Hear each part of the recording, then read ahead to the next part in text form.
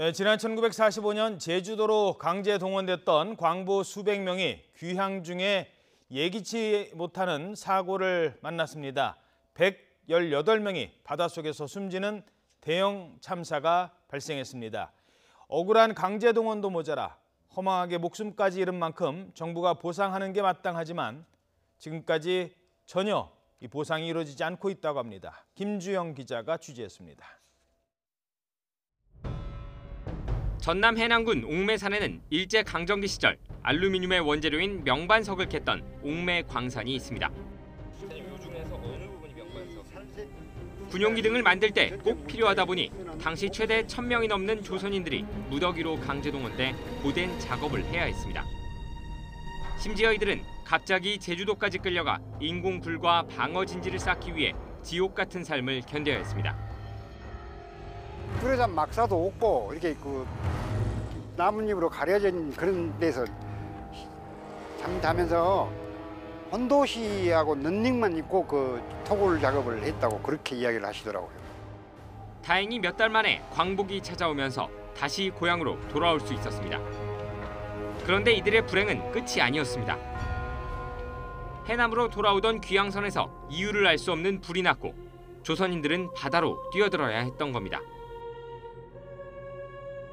섬이라고 육지라고는 하나 보이지도 않고 사방에 봐야 하늘하고 바다뿐이지. 사고 소식을 듣고 일본 군함이 출동했지만 이들은 조선인을 구하기 위해 온 것이 아니었습니다. 한 명이 군함에 올라가시고 조선증이라고 이제 이야기를 했다고 그래요. 그래갖고 그 싫던 사람만 섬에다 퍼주고 나머지는 놔두고 가버린 거예요. 그 산 사람을 태워줄 줄 알았는데 그대로 그냥 안 싣고 그냥 통과해버린 거예요. 그러면 왜 그러냐 했더니 자기네들이 목포에서 진해로 가는 상황에서 시간이 너무 늦었다 이거지. 바닷속에서 허우적대던 조선인들을 놔둔 채 군함은 떠나버렸고 무려 118명이 목숨을 잃었습니다. 캄캄한 갱도 속에서도 눈앞에 선하게 보였을 뿐. 이들의 원혼을 위로하기 위해 유족들은 옥매산 위에 돌탑 100여 개를 세우고 매년 위령제를 지내고 있습니다. 이대로 잊혀지기는 너무 억울합니다. 이대로 이런 슬픈 역사가 묻혀서는 절대 안 된다고 나는 봅니다. 하지만 국내에 동원됐다는 이유로 정부 지원이나 보상은 현재 아무것도 없는 상황.